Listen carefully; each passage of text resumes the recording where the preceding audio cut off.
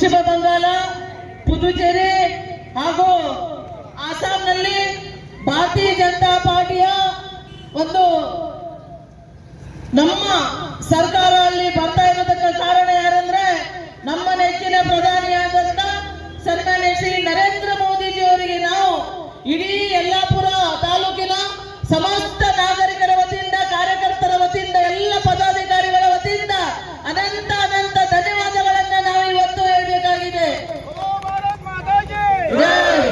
ಬಂಧುಗಳೇ, ಬಹಳಷ್ಟು ವಿಚಾರದಲ್ಲಿ ನಾವು ಏನ್ ಮಾತಾಡ್ಬೇಕು ಅಂತ ನಮ್ಗೆ ಅರ್ಥ ಆಗ್ತಲ್ಲ. ಯಾಕಂದ್ರೆ ಬಹಳ ಖುಷಿಯಾಗಿದೆ.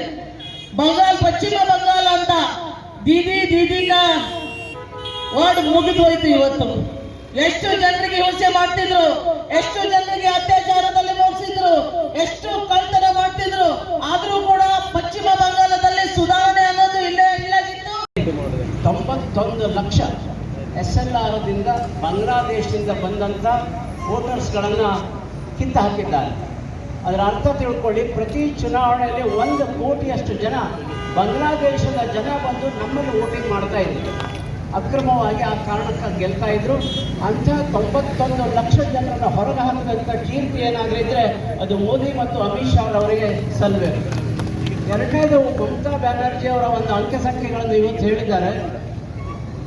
ಸಾಮಾನ್ಯ ಕಾರ್ಯಕರ್ತರಲ್ಲ, 300ಕ್ಕಿಂತ ಹೆಚ್ಚಿನ ಜಿಲ್ಲಾ ಮಟ್ಟದ BJP ನಾಯಕರನ್ನ ಅವಳು ಗುಂಡಿಟ್ಟು ಕೊಂದಿದ್ದಾಳೆ. 300ಕ್ಕಿಂತ ಹೆಚ್ಚು BJP ನಾಯಕರನ್ನು.